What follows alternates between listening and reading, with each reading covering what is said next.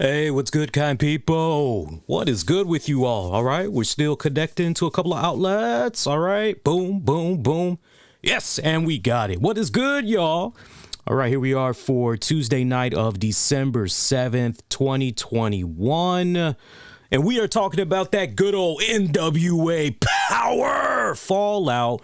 New season, whole lot of drama, whole lot of new action, whole new lot of everything that's going on. I gotta say, they definitely got it nice and popping on this episode for this week, kicking off the new season. I am totally pumped. As always, we're fresh off of the NWA Hard Times 2 pay-per-view as well. Let's not forget about that. So yeah, pull up a seat, join me for a little bit as we're going to be talking all things NWA. We also got some NWA news that we can get into, especially a health update on the Pope, D'Angelo De Niro. I miss him having that name. I don't know about you guys, but I don't mind it being simplified to just the Pope. I don't mind it, or the Pope. I don't mind it being simplified like that. But yeah, so as always, I appreciate you guys that spread the word about our NWA post shows. It means a lot. You know, keep on doing what you do best, which is smashing that like button, all that good stuff. When you do that, you really help spread the word about the content. So do that, and thanks in advance. Yeah, you know, this was a pretty solid episode. I took my notes like I normally do. This episode ran about an hour plus, about an hour and some change, give or take. Some solid in-ring action on this episode. We had things kick off with a recap of what went down in the final moments of the Hard Times 2 pay-per-view event, where we saw Matt Cardona make his surprise appearance, and we saw the whole outcome of that. Yeah, we saw the whole outcome of that. Of course, Trevor Murdoch having some strong words to say on this episode's NWA Power. We'll get to that in just a hot little bit. But I got to tell you guys, man, opening up tonight's NWA Power, Fixers teaming up with Colby Corino to take on Victor Benjamin, Mike Bennett, Matt Taven. Yo, I don't know about you guys, but I'm really feeling the hell out of Wrecking Ball Lurgowski. Is it Lurgowski? Lurgursky? I love that dude. Wrecking Ball. I love that dude. That dude is just freaking badass. He is just all man. That's all I got. He's just all man. And I just like the way he goes in there and just manhandles the hell out of his opponents, man. He really does come after his opponents like he is some type of a wrecking machine, does he not? I'm very impressed with him. Jay Bradley, I'm always impressed with. And I got to say, the more and more that I'm seeing the Fixers in rotation, I'm really becoming quickly a big fan of theirs. So I like these guys. NWA, more Fixers, please. You got to have more Fixers in rotation. I'm going to be like freaking my man.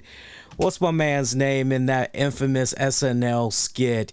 I need more cowbell. Come on, give me some more cowbell, right? I need more Fixers. Give me some more Fixers. That's how I'm rolling right about now. Victor Benjamin, though, I'm not going to lie to you guys. Victor Benjamin, a newcomer for me, but he reminded me a lot of Tyson Tomko meets a little bit of Christopher Daniels in regards to the whole move set of his. Looks as well, also mixed in with a little bit of Tommaso Ciampa. I don't know if you guys can just see all of that, whether you want to just chalk that up as far as appearance and just the way the guy moves in the ring, or just combine all of those elements. That's up to you, but I'm seeing a lot with this Victor Benjamin fellow, and I actually had to do my research on this guy to find out who is this guy, because I don't really recall seeing this guy wrestle in other promotions. If he has, then sadly I didn't see him at about the time. But 35 years of age, from the Pennsylvania area, From what I'm able to see, oh, you know what? Now that I'm thinking about it a little bit more, isn't that Lady Frost's man? Yeah. Now that I'm really thinking about it, I knew his face. See, I might not be familiar with his work from the other promotions, especially if he's been on TV within recent years. But that much I was able to remember. Yeah, Lady Frost, that's her boo. Well, Lady Frost, you should be proud. Your man did pretty damn good. I'm quite impressed with the brother. I'm definitely impressed with the guy. For those of you that might be a relatively newcomer to the guy, he wrestled for a couple of years in IWC from 2016 to 2018. He was able to capture the Atomic Championship. Or actually, correction. No, I said that right. He captured his first title while he was wrestling for the Atomic Championship Wrestling promotion. What I was getting ready to say, he had became a one-time ACW World Heavyweight Champion for that promotion. He's also been doing a lot of stints for the Beyond Wrestling promotion. So if he looks a little bit familiar to you guys, hopefully some of the names of those promotions I put out there, that kind of helps you out a little bit, and it's helping you draw a little bit of, oh, yeah. No, pretty damn good, though. I like that dude. That dude he's got a unique look. I gotta say, he's got a unique look. It's funny, too, because I actually follow Lady Frost's social media account, and normally anytime I see something involving her man there, usually it's something non-wrestling related, at least every single time I'm looking at the post. So I didn't know he had all that going on under the shirt and all that chiseledness, the badass tattoos. This dude looked like a freaking killer. He looked like a freaking beast. And I can definitely see him going pretty damn far with the NWA, even though he was on the receiving end of a defeat here in this six-man tag match. I saw enough that made me quite impressed, honestly. A lot of these matches tonight, by the way, for this week's NWA Power, pretty short. They were running about, you'd be surprised if you were lucky enough to come across one match that might have ran 10 minutes plus. I averaged all the matches that played out tonight. I averaged all of them out to roughly be about 7 minutes. I did have my stopwatch with me, but there was actually two matches that I had to think about, and hopefully I didn't shortchange those matches. But as far as I can tell, none of the matches that we got tonight, which we got a grand total of 5 matches for this week's NWA Power, far as I know, none of them had hit the 10-minute plus mark. So take that for what it's worth when we're talking about a 1 hour plus show that we got for this week, kicking off the new season of Power. But Colby Carino connecting with the Sunsetter on Victor Benjamin to pick up the victory for his team. Colby Carino and the Fixers. 7 minutes of a match. Pretty good opener for Power, quite honestly. Nice tag team action. Nice, good back and forth. Everybody was in there looking pretty damn good. Everybody, even Mike Bennett and Mac Taven, even they had looked pretty good with some of the spots they were able to get in there. Meanwhile, May Valentine is chatting it up with Strictly Business Tom Vladimir. And this was kind of interesting here because, and by Strictly Business, of course, I'm talking about Camille, Tom Vladimir, and Chris Adonis, all those members of Strictly Business she was speaking to, and she was getting their thoughts on what all had went down from Hard Times. As far as Vladimir is concerned, he might have lost to Nick Aldis, but Nick was the one that rolled out holding on to his neck in pain, needed the help of a referee. So as far as he's concerned, he knows that he took a little piece of Nick Aldis' soul and that there's a part of him that is now in the head of Nick Aldis. So he takes solace in that fact. He finds all of that to be pretty comforting. Meanwhile, as far as Camille is concerned, she really did not like the antics that came from Melina. Even right down to the point Melina was biting on her ear, pulling a Mike Tyson there. But despite all of those shenanigans that Melina brought with her at Hard Times too, Camille still walking away there as the NWA Women's Champion. She still has a hold of the Burke.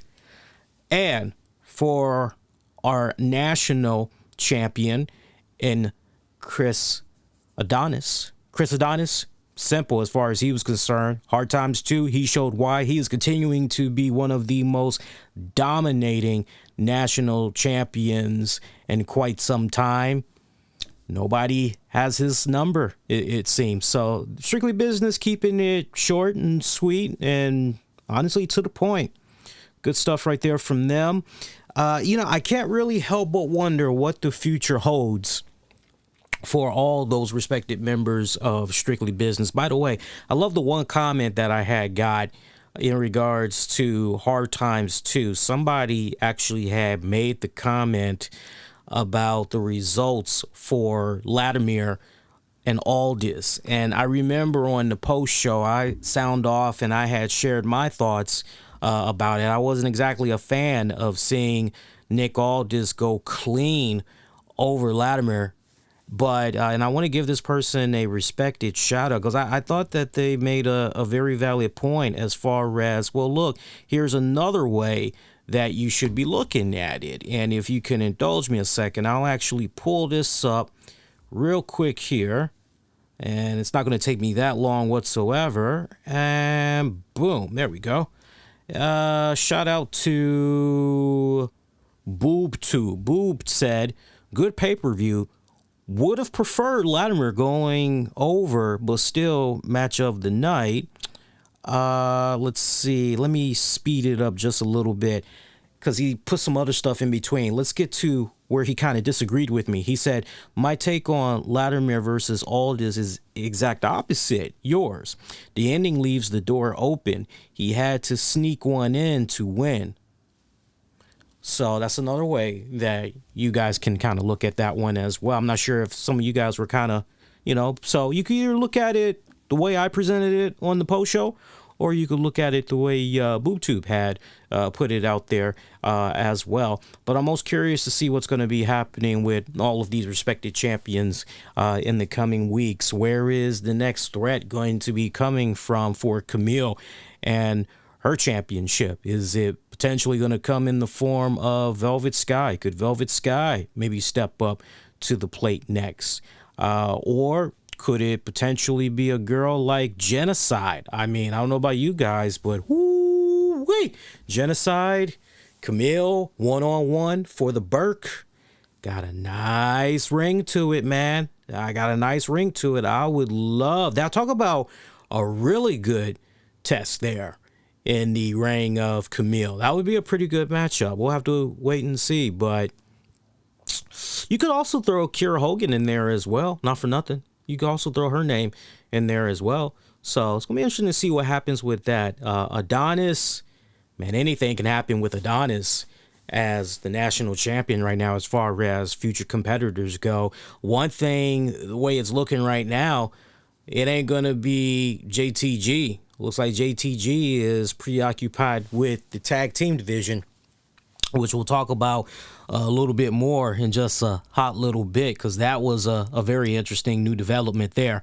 Meanwhile, Jax Dane, the main event, or the Dane event, the Dane event, was chatting it up with Cal Davis, and he was pretty disgusted over the actions of Anthony Mayweather. Now, let me pause a second for those of you newer NWA fans, and you may be asking yourselves, who the hell is Anthony Mayweather? That is the man that was once known as Crimson. He's now going by Anthony Mayweather, okay? It's got a nice ring to it and everything. Might as well play off of it, right? Especially if you can have people kind of be confused in a way. Oh, is that Floyd Mayweather? Is that the guy that likes to box? All right, might as well. Might as well. I ain't got no problem with it. I don't know about you guys, but I don't have a problem with it. But Jax Dane talked about how he went to the board, Billy Corgan that is, to get a rematch with Mims. Billy Corgan initially said no to the rematch, but Dane put a nice little kitty in the pot there. He sweetened it. He pretty much said, look, you give me this match against Mims, and what I'll put up for grabs is my championship series opportunity. And if Mims beats me, he can have it. Now, let's just pause right there.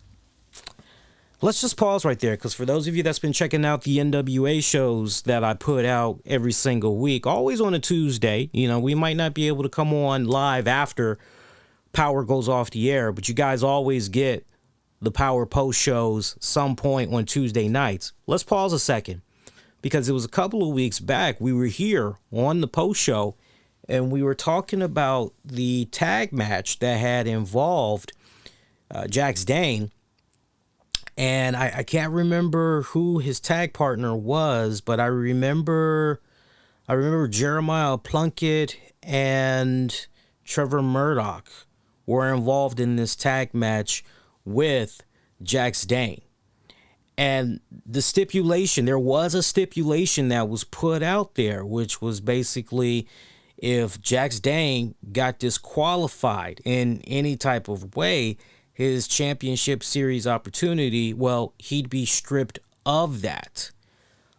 Also, because it was kind of, right, was if he lost that match, then his championship opportunity would be.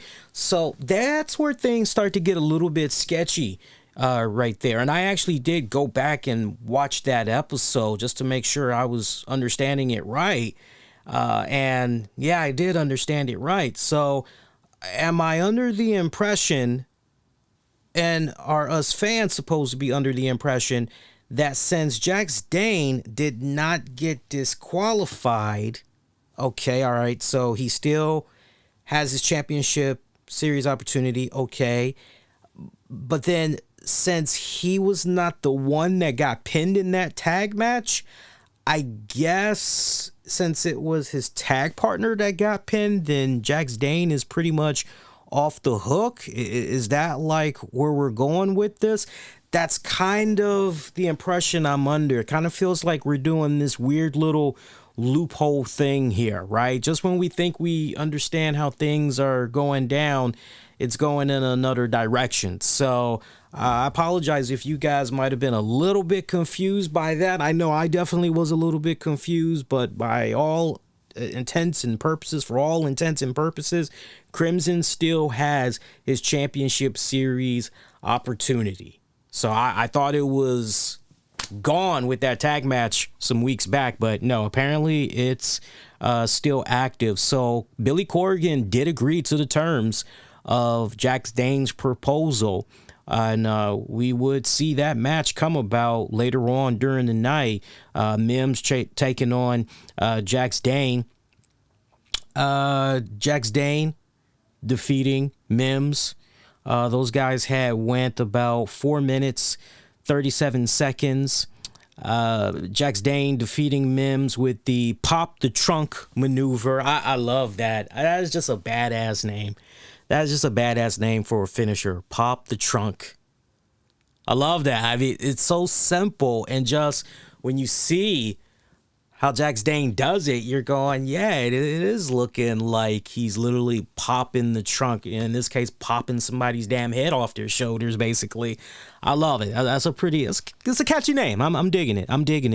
Mims was able to show a little bit of offense in here, for the most part. He has some nice little bright spots, but this was pretty much all Jax Dane. I wish I could speak a lot more on this matchup for what it was worth here, but it was what it was. With 4 minutes, you really can't anymore. It was good for what it was worth. Do I wish that this would have expanded a little bit further as far as lengthwise? Yeah, I wish it could have gone a couple of more minutes, but last thing you want is something to be dragging, I always say. So, nah, they did it just right. Meanwhile, your second matchup of the evening, Miguel Robelus taking on Tom Vladimir. This match ended in 3:16. This was a straight up ass whooping. And yes, you heard me correctly.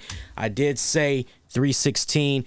This was just a one-man ass-kicking contest. Vladimir just freaking dominated Miguel Robelus. Miguel really had no offense whatsoever. I'll give Robelus this much props.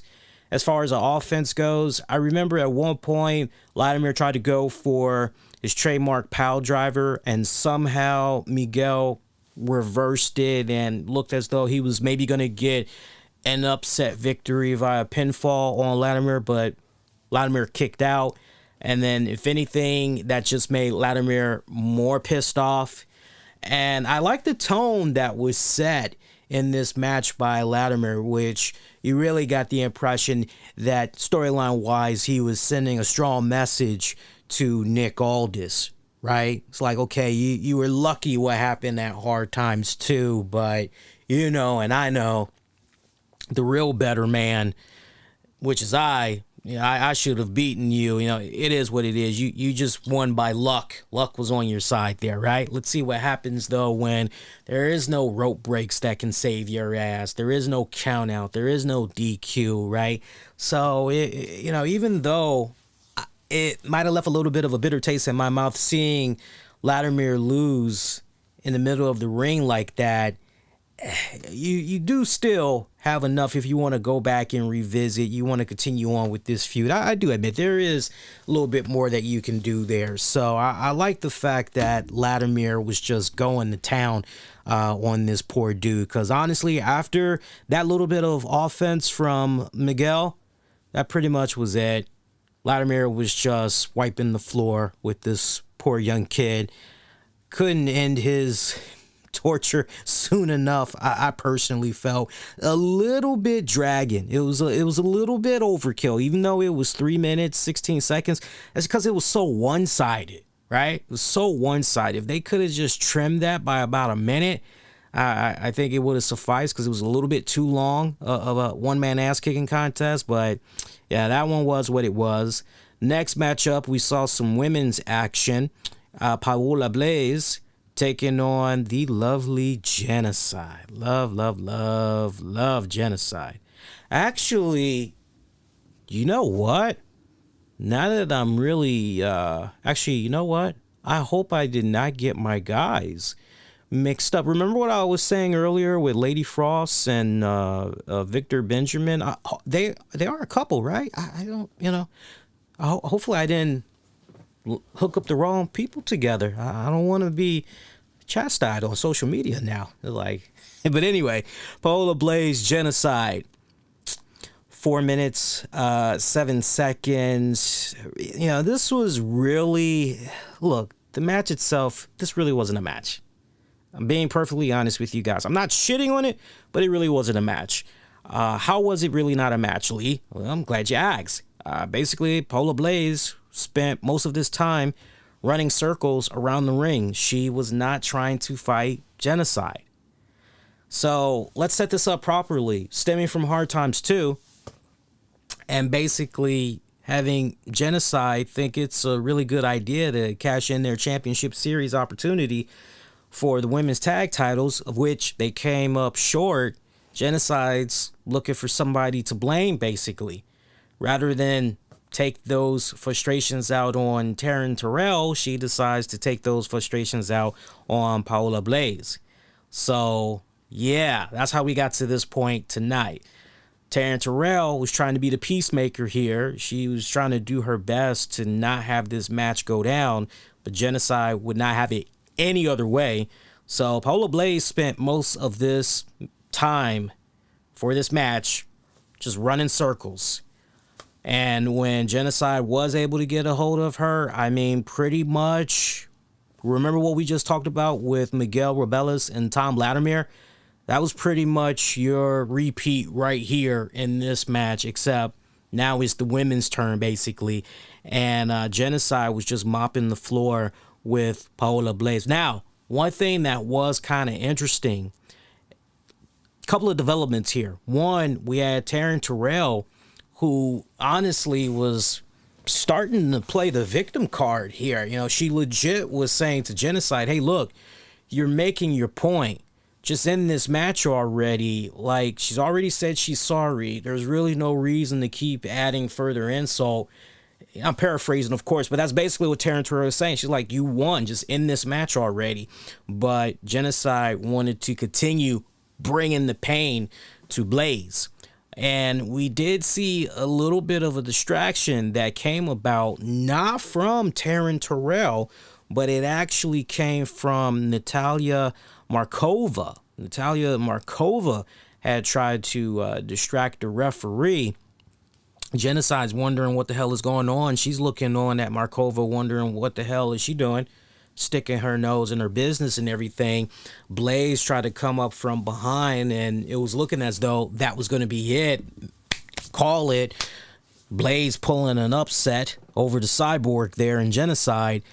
No, Genocide kicked out. So Natalia Markova's little running game of interference backfired as Genocide got right back on the offense and pretty much handled her business.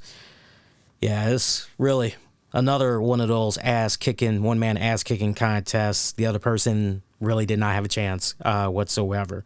4 minutes, 7 seconds there.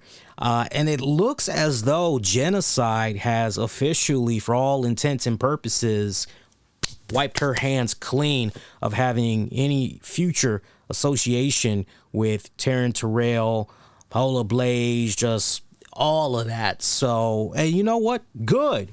Honestly, for me personally, I want to see the ass-kicking Genocide that I've been able to continue to see on NWA TV week after week after week. And I love her workout training videos. I don't know how many of you guys are still doing your thing on the social media platforms, but if you got them, because I know a lot of people that actually don't do the social media, but if you happen to be the fortunate ones and you got your social media accounts, go check out Genocide, because she has some bomb-ass workout training videos. I mean, she literally has random dudes, workout training buddies, friends. She literally has them punching the shit out of her stomach, while she's training and everything. I mean, I just got nothing but mad respect for her workout regimen. It's freaking badass. But nah, man, she's like a freaking cyborg. She's a freaking beast. I want to see this girl just go through the ranks of the women's division, singles match-wise. I want to see her become, I think she could become the next NWA Women's Champion. No bullshit, man. Meanwhile, May Valentine chatting it up with the Hex, La Rebellion, and Homicide. All these teams were victors at Hard Times 2. She tried to get post Hard Times 2 comments from all of these cats. Homicide kept it short and sweet, somewhat similar to what he did. That was a social media exclusive clip after Hard Times. He pretty much told May Valentine, yo, I feel great. I want the championship. That's all I got to say. Right. Of course, the championship he's talking about is the NWA Junior Heavyweight Championship. That's what he was referring to. Because remember, he entered the tournament at Hard Times 2. It was a gauntlet. He advanced deeper into the tournament. Meanwhile, Austin Aries defeated Rhett Titus to advance further into the junior heavyweight tournament as well. So that was it for Homicide. He literally just hauled ass afterwards, saying that, yeah, short, sweet, and simple. Meanwhile, as far as La Rebellion goes, they feel great. I mean, they pretty much were short for words as well. Hex, Marty Bell, Austin K, they weren't really fans of the fact that the odds were stacked against them because they had to defend their tag titles against, it was 2 other teams, but then it became basically a fatal 4-way for the tag titles. But despite those odds, they're still on top as the tag champions. So short, sweet, good stuff from them. It's nice seeing everybody from pretty much from the Hard Times 2 pay-per-view, with the exception of Matt Cardona. We didn't get Matt Cardona this week. Maybe we'll get him on the next episode. But it was nice seeing pretty much everybody that was at Hard Times pop up on this season premiere edition of NWA Power. So that was pretty good. Next up, Jordan Clearwater, Austin Idol, Black G's, Tyrus. They all came out chatting it up with Cal Davis. Tyrus having a great opportunity at the expense of the Georgia fans in attendance as he was mocking the hell out of them. He gave them a big word for this week, accountability, And boy, was he just having fun, making fun of the Georgia residents. I just put my head down and I was just chuckling, man, because he was cutting it up really good. I got to say, he was cutting it up good. Sion came out as he had a message or two he wanted to say face-to-face with Tyrus. And he said to Tyrus he wanted to thank him as he learned something about himself he desperately needed. And that the title that Tyrus possesses, well, that's great motivation, but that it was Tyrus that was the ultimate goal for him. He went on to say that growing up, he had tough lessons that he had to learn.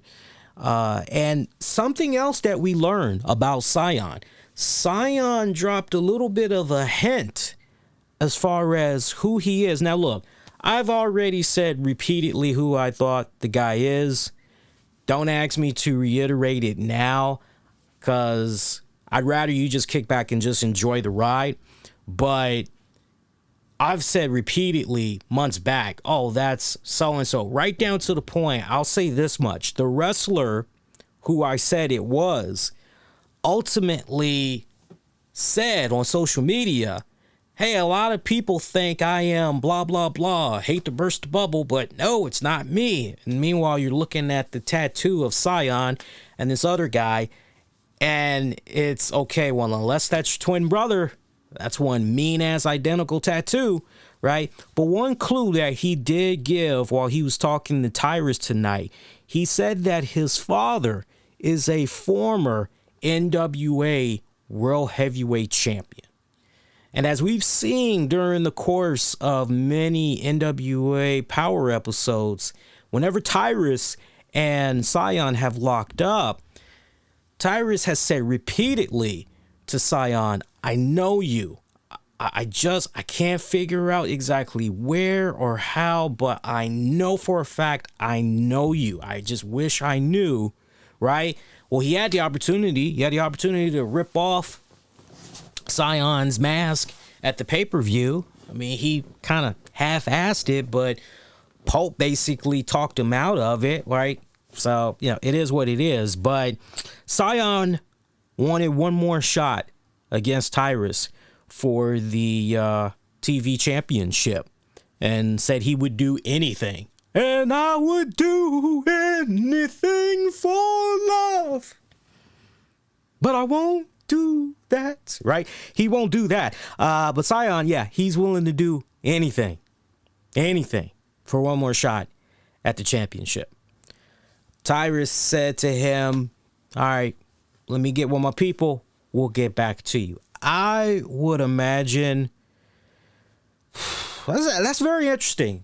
That's very interesting because there's a couple of different directions that could go. One direction it could go is, okay, Sion, you want a shot at this championship? Okay. You can have that shot for the championship, but first, you got to go in the middle of that ring and you got to unmask yourself to me, to the NWA crew, to the fans in attendance, and to the fans that's going to be watching all around the world on their TV sets, smartphones, or whatever. You got to show your face to the entire world. Then you get your championship opportunity. I mean, don't get no more simpler than that, right? Especially if we got Tyrus coming out here this week talking about how much of a genius he was at the way he orchestrated the whole no DQ joint between he and Sion at the pay-per-view. So unless he's going to go down that path, I think it's safe to say anything less than that is a little bit disappointing. I mean, what, you're going to put him through some type of a 4 pillars match, right? You're going to have him go through Black G's, Jordan Clearwater, who else, right? You're going to have him go through a couple of other cats just to ultimately get to Tyrus? Like, come on. It's either take your mask off, you get your championship match opportunity, or bust, as far as I'm concerned. So I'm most curious to see where they're going to be going with that one. Meanwhile, Mickie James, Nick Aldis, cute couple. Both were with Cal Davis. Mickie James began talking as she gave mad props to Kiera Hogan and the phenomenal match that they had at Hard Times 2. That was a match I gave a lot of high marks to from the Hard Times post show. Loved that match, right down to the point it actually made the category as far as being one of, not the, just for your nominees, one of the best women's matches I've seen in 2021. It was that damn good. I'm not exaggerating. It was that damn good. And Mickie James' message was, anybody that wants a shot at her for that Knockouts championship, she's right there. Come see her. So to answer a question that we had from the post show, hey, wonder if we're going to be seeing Mickie James pop up on NWA TV with that Knockouts championship, and kind of, now we're able to see her go back and forth and everything. And, true enough, we got our answer to that question. So that was nice to see. But I'm hoping that with these future tapings, we could maybe see some Impact knockouts, kind of cross over into the NWA.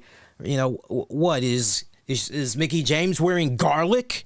Is she a vampire or something? Or she's like at the GPB studios that has this holy ground, so nobody can cross over, but yet, right? So hopefully we can. It just depends on how Impact Wrestling has their taping schedule set up, basically. But that was it for her. Nick Aldis, meanwhile, he talked about how winning, that's all his family knows how to do. That as far as all the beef and stuff that went down with Vladimir, friends may come and go, but family, it's forever. And it led him to a interesting point, which is eventually he will get his rematch for the 10 pounds of gold, and he will become a NWA World Heavyweight Champion again. But for now, he's dominated that for so long. He's interested in picking things right back up as far as the tag division goes. He's very interested in becoming a tag team champion. So he actually put a proposal out there that he wanted for his former British Invasion partner in Doug Williams to come on out and reunite with him so they could go on out there and go do what they do best and go get some tag team gold. So this led Doug Williams to come out. Doug Williams saying, hey, look, you did pretty good on your own, and I did exceptionally well, once we hit the singles path and all that. And, hey, you know what, man? I'd be a fool to pass you up on this. What the hell? Let's do it. Let's go ahead. Let's reunite the British Invasion. Let's go after some tag team gold. So they actually were in the main event match of the night, which we'll talk about. We can pretty much go there. We'll go there after this because that was the main event match of the night. There was one other development that came about. Trevor Murdoch was chatting it up with Cal Davis. He's pretty pissed off at constantly being interrupted, right? So we pretty much see what all had happened with him with Mike Knox, and now we've seen what happened with him and Matt Cardona, and it just hasn't been his true moment in the sun since he's become the NWA World Heavyweight Champion, and he's a little irritated. His feelings, he's hurt just a little bit. He's hurt there. Well, the hits keep on coming because the next person to interrupt Trevor Murdoch, not Matt Cardona, for those of you wondering. No Matt Cardona sighting on this episode.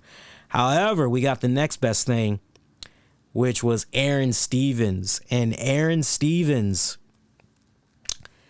has officially gone back to his Damien Sandow character.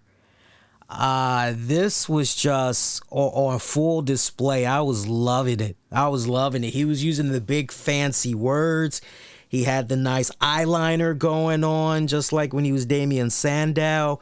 the whole eloquence, execution of words coming out of his mouth, hand gestures, even what he was wearing, right? And just certain feminisms that the Damien Sandow character had. He was putting all of that out there on full display. And this was hilarious. This was hilarious. We had Trevor Murdoch just standing there looking perplexed as Aaron Stevens is just standing there. You know, he's telling him, hey, I don't mean any disrespect. And at one point, he makes reference to, you know, the trucker hat that Murdoch is wearing. And the way he references the hat, it sounds like a diss. And the fans are kind of booing Stevens. And he's like, I'm not even making fun of him. Shut up. You know, he's like, silence, right? So to see retro Damien Sandow come back, I'm loving it. I am freaking loving it. I need more, please. I got a big old picture. Give me more of that. I find that to be very intriguing. So that was a good little development right there as Stevens walked off. Trevor Murdoch, for the love of him, he's the Rodney Dangerfield right now. He's feeling as though he gets no respect as the NWA world champion, right down to the point he says to Cal Davis, here we go again. It just happened again. What the hell? And he walked away with his head down, feeling so sad. I wish I could just cue a track for our boy Trevor Murdoch, but no respect, I tell you, no respect. Main event match, British Invasion taking on Hawks Aerie. Now, Hawks Aerie, they ran into the Dirty Dogs backstage. I'm sorry, Dirty Dangos. It's going to take me a minute. You guys got to forgive me. I said, wait a minute. Lee, Dirty Dogs, Dolph Ziggler and Robert Roode. Like, Dirty Dangos. At least I think that's going to be their name. We'll have to wait and see. JTG and Dirty Dango, Fandango. They ran into those guys backstage. And JTG pretty much put the challenge out there. He doesn't feel that Hawks Aerie has what it takes to go deep into becoming tag team champions. This pretty much had put Hawks Aerie in a position where they said, all right, we'll look at what we do in the main event match against the British Invasion. And if you guys want a piece, you know where to find us. So that's pretty much how that ended. British Invasion, Hawks Aerie, great main event match. For me, what was the telling tale the most that really just had me nodding my head and I'm just cheesing from ear to ear was seeing young PJ Hawks and how he was able to hang in there with Doug Williams. I know about the whole amateur wrestling background that the kid already has and everything, but to just see it on full display against a in-ring veteran and Doug Williams, kid held up extremely well. I mean, very calm, cool, and collected. I was loving it. I mean, the thing that I love the most about, and I really got to home in on Doug Williams and PJ Hawks because they were wrestling for, felt like several minutes, but the match actually went about, I want to say the match probably went about, maybe about 9 minutes total. But it seemed like the minutes that PJ and Doug were in there, you saw some of the best transitional chain counter wrestling. I was eating that up big time. I loved it. So high marks to both men, but particularly PJ. PJ has really, really been surprising me big time with these opportunities that's been coming to him on NWA programming. Keep up the good work, young man. Seriously, keep up the good work. And then I liked how when Doug tagged in Nick Aldis, you got Luke Hawks going, yo, give me some, right? He's pretty much telling his son, that's enough. Let the big boys get in there now, right? And then Aldis, Luke Hawks, they took it on a whole new other level. It was like, okay, let's pick up the pace, right? And they're pretty much bouncing off the ropes and all of that stuff. They took it to another notch for sure. Those guys just clicked extremely well, I have to say. In addition to what I saw with the Williams and Williams and PJ Hawks. Great tag match. British Invasion going over in this one. High marks. This was definitely worthy of being in the main event slot for this week's NWA Power. So you opened up pretty good. If you really stop and think about it, you opened it up pretty good with tag team wrestling action, and then you closed it out on a high note with great tag team action. So nice way for them to really put the spotlight on it, and pretty much your centerpiece there, that interesting storyline that you got going on there, is British Invasion. Can they string it all together? For the next several weeks, can they string together the W's that's needed to put themselves in a position where they could ultimately become number one contenders that could maybe dethrone La Rebellion, right? So I'm loving that. I'm loving the developments that's going on there, particularly with the tag team division. That seems to be shaping up pretty good. And I like the fact that you've got Aldis and Doug Williams, two in-ring veterans in their own respected right, now doing their part to really help put the spotlight on the tag division in NWA even more. It's good stuff. Good stuff what they're doing right there. Now, new development in regards to NWA USA, the new show that we first heard the name. Yeah, we actually heard the name of the show officially on the Hard Times pay-per-view. Well, now we know the premiere date for NWA USA, which is going to be heavily oriented on the Junior Heavyweight Championship. And there's even going to be some love given to the NWA World Heavyweight title, right? So it's going to be a nice crossbreed of stuff we're going to be seeing on that show. But Saturday, January 8th at noon. Mark that down on your calendars. I'll remind you guys when it gets a little bit closer. Saturday, January 8th at noon Eastern. That is when NWA USA will premiere.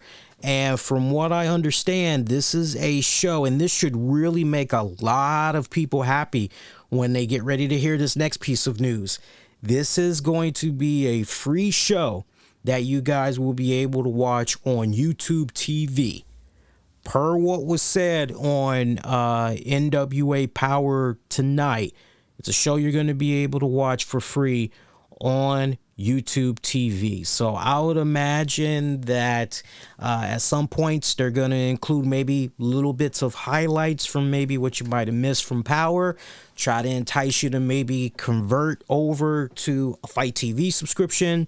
So I think this is definitely a much welcome move on the part of NWA, because the one constant complaint that I kept hearing from wrestling fans, particularly those that are NWA fans or were NWA fans, is, well, I don't like the fact that they've now got NWA behind a paywall. Yeah, I'm able to watch some highlights here and there, but it's not quite the same. I missed it when I was able to just watch it on YouTube like everybody else and support the promotion that way. Okay, well, now you're going to be put in a great opportunity where you can show your love and support, continued support at that, for the NWA promotion with this new show that they're going to be doing. So, it's a good win-win move. It's definitely a win for NWA, because not only are they going to be able to get a majority of those wrestling fans back before they did the whole thing with Fight, but they're also going to be able to get new fans in the process as well, as a result of offering this free show on YouTube. So I like it. Not to mention more monetization opportunity that NWA will be presenting themselves with this new original series, again on YouTube. It's just great. It's just win-win. I mean, how can you not like that? How can you not like that? So I'm rooting them on for this show. I really hope that it's going to be a success. I will definitely be checking it out. and I'm rooting them on big time. So, here's the thing, sadly, most Saturdays I work, and during that time I'm at work. So, but I will definitely be checking out the show. For those of you that might be a little bit curious, will I be doing a recap show of that? I don't know. I think it really depends on you guys, honestly. If you want a separate NWA USA show from the NWA Power, then okay. I think we'll probably end up doing a poll to see what you guys want. Or if you guys don't mind and we combine the Talk of Power and USA in one show and just keep doing like we're doing on Tuesdays, then we could obviously do it like that. So I'm definitely open to suggestions, but we'll play it by the ear. Definitely as we get closer, I'll definitely pick you all's brain a lot more. But I'm definitely excited for the new show, just from all the points that I mentioned earlier, because I'm telling you, when they went to Fight TV, a lot of fans did not like that. They did not like that. Sure, they can go on the YouTube channel. They could see little highlights here and there. And, that's great that they got the post show with the guys over there, Gary and Doc, and shout out to them. It's great that they got that over there. But I understand for the majority of the fans, it just kind of felt like they were just completely cut off, if you will. And so I would imagine this definitely will make a lot of them feel pretty happy and definitely see some of the stuff that they've been missing out on. So knock on wood. Can't wait for the premiere. Now, new development in regards to the Pope. Pope legit did suffer a concussion, and I can't believe I had missed this. But I actually ended up, right before I came on live for you guys, I actually went back, played the last couple of minutes there from the Hard Times 2 pay-per-view, and it was, wow, how the hell did I miss that the first go round?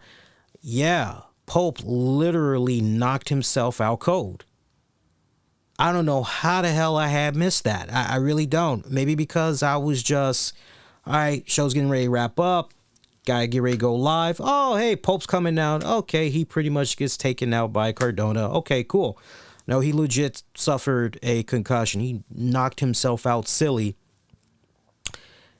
And it was really nobody's fault. I know there's probably going to be a lot of people. Well, they're already hating on Matt Cardona.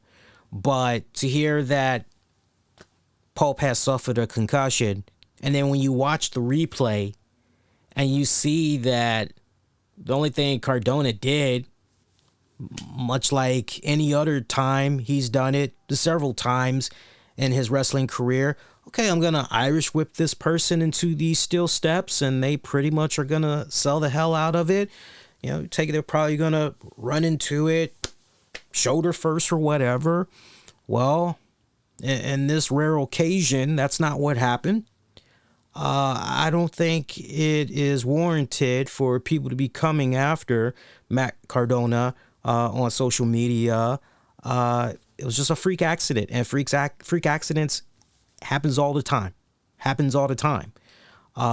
It's weird what's going on with this level of hate that Matt Cardona has been getting as of late. I'm not really sure where all this is, what's causing all this. I don't know what's the deal with that. I'm trying to learn as I'm going along here, but I find it so freaking fascinating. But yeah, they gave us an update on Pulp. They pretty much had said on tonight's NWA Power that the way it's looking right now, at least for these first batch of Power tapings, Pulp is not expected to be on the shows, that he's going to be out at least for the foreseeable future. So, that kind of sucks to hear or whatever. But, he did take to social media, and there's actually a couple of new updates in regards to Pulp. There was one message he put out. Bear with me a second here.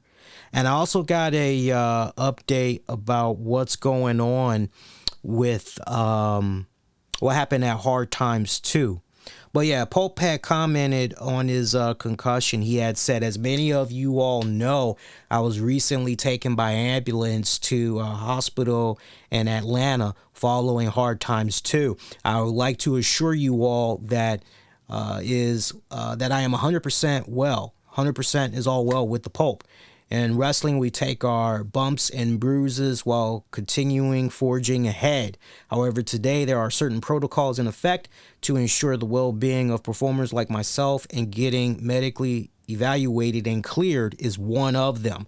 I'd like to thank the entire NWA family who gave up hours of their own time to ensure Pope's safety. Thank you. So that's what's going on with him. And again, speedy recovery. I mean, we know he's going to be all right, but still, it's nice to, hey, man, speedy recovery. Hopefully everything goes well. Remember when it came to hard times too, and we were talking about, man, how it hurt the eyes that we had fans just in the middle section and all the seats to the left and the right were all empty. Well, I remember speculating on the show, well, Georgia, their COVID numbers, it is kind of high, yada, yada, yada.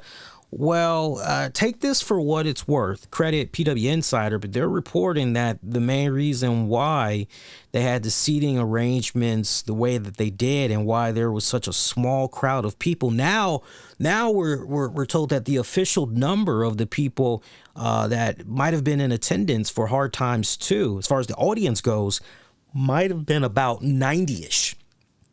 Because they had a cap of 90. So it may have reached that cap. But it looks like the main reason why this went down was since GBS Studios in Atlanta, Georgia takes government funding. So as a result of them taking government funding, they pretty much were obligated to follow more restrictive standards out there. So the promotion had to apparently, remember we were talking about, hey, what about for those that had got tickets, like didn't hear anything about some disclaimer about, oh, well, you can't get any tickets because we're only looking for this amount of people to, remember that? We kind of alluded to that on the post show and everything. Well, it turns out the promotion had to refund many fans who had bought tickets. And Cal Davis had even personally apologized to fans and sent them a statement from NWA President Billy Corgan, which had read, to say the ongoing pandemic has been a challenge in running live events is an understatement, as it has for anyone who has been adversely affected by what remains this ongoing health and safety crisis. And though this latest setback will not deter us from going on with the show, we appreciate your understanding today so as to not have to turn anyone away at the door. This is certainly a circumstance beyond our control. So that's what had came about from that. Also, I hate to put a spoiler out there. I am aware of some NWA USA spoiler alerts. I'm not going to go over the match results, but I do want to mention this for you guys. This should make you guys extremely happy. But reports are being put out there that ECW alumni Raven has started with the NWA promotion, being the new color commentator for NWA USA.